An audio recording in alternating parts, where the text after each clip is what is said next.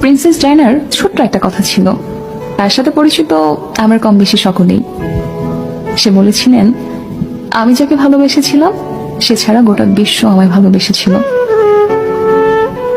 সৌন্দর্য, ব্যক্তিত্ব কিংবা আভিজাত্য কোনো কিছুতেই প্রিন্সেস ডায়নাকে পেছনে ফেলবার মতো কেউ তার মৃত্যুর এত বছর পরেও আসেনি। অথচ তার স্বামীও তাকে ঘরে রেখে আসক্ত হয়েছিল পরনারীতে, যা শেষটা হয়েছিল তাদের বিবাহ বিচ্ছেদ দিয়ে। তোমরা অনেকেই বলো না, গুছিয়ে না চললে, নিজেকে সাজিয়ে না রাখলে পুরুষ হাতছাড়া হয়ে যায়। আসলে এটা পুরোপুরি মিথ্যে, বুঝলে?